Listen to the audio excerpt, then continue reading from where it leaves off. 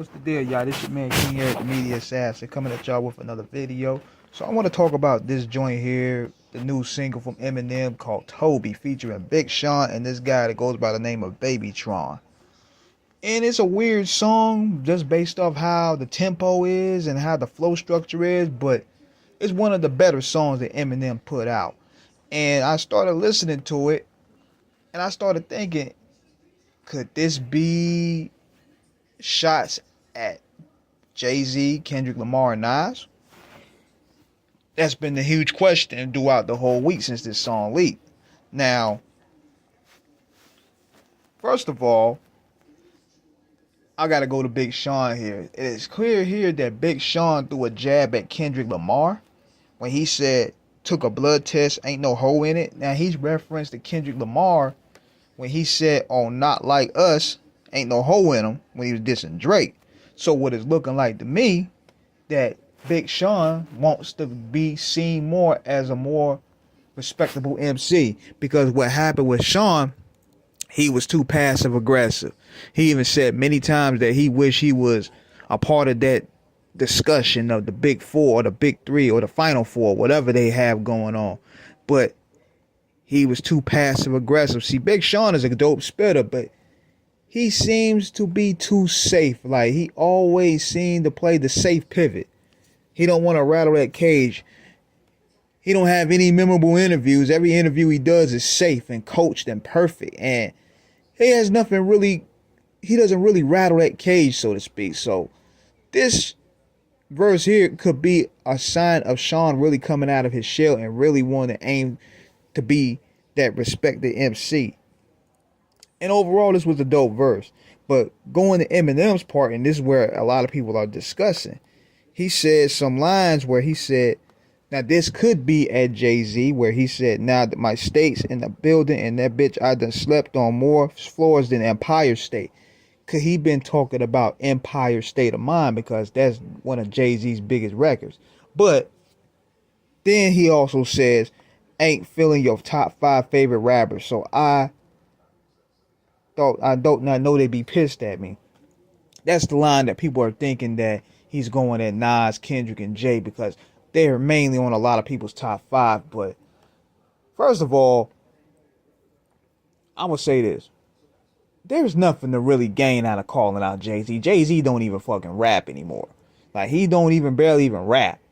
There's no point of even Eminem even doing that, challenging JayZ of all people. JayZ ain't even rapping. He'll put out like a song every 2 years. So I don't think that's the aim at Jay.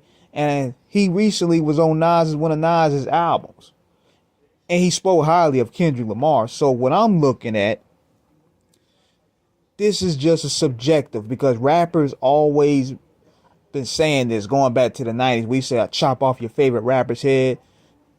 They always speak metaphorically on different rappers. It's basically a subjective thing, because everybody's top 5 is changing. Like Lil Wayne, he got Missy Elliott on his top 5. So a top 5 doesn't mean those guys. It could mean anybody for that matter. And that's just subjective talking.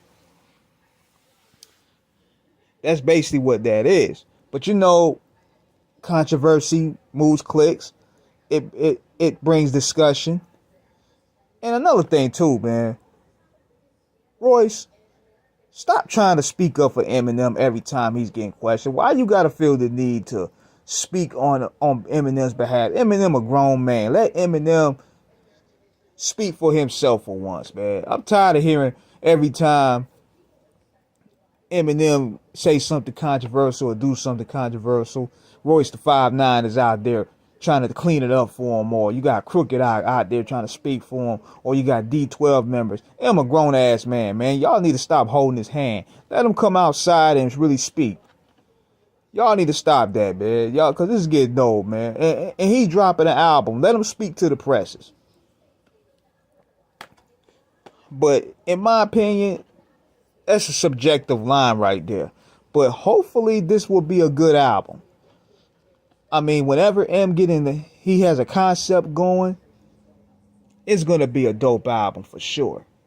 And I'm going to tell you this too. And to dead all this, Eminem did not have no fucking ghostwriter. Stop believing old crackhead ass Jaguar Wright. She don't know nothing about what the fuck she talking about. Y'all believing this nutty chick is crazy. Y'all seen, I've talked to people with, and people talk about Eminem's writing process. If anything, Eminem probably wrote for them niggas. Because when you under Dr. Dre, you an understudy of Dr. Dre, you start taking on his weird work tactics. You start taking on his perfectionism. You start taking on a lot of his traits. So Eminem, being an understudy of Dre, took that discipline and furthered his own career, and then gave D12 their break. D12 ain't wrote no rhymes for M. It might have been a situation where they gave him a hook or a bridge or a chorus, but Proof did not write no rhymes for him. I wish niggas would stop speaking on the dead like that, because they're not here to really defend themselves and tear their part of the story. It's really distasteful. But overall, going back to the song, man, the song is pretty good. It's way better than that Houdini joint. I mean, Houdini did what it's supposed to do, but I want to hear something raw from M, though, man. I mean, but we'll just see. But let me know what you guys think. Do you guys think that this is a shot at Kendrick, Nas, JayZ? This is my personal opinion, but I'm asking you guys. So let me know what you guys think. Subscribe, hit the like button. Peace.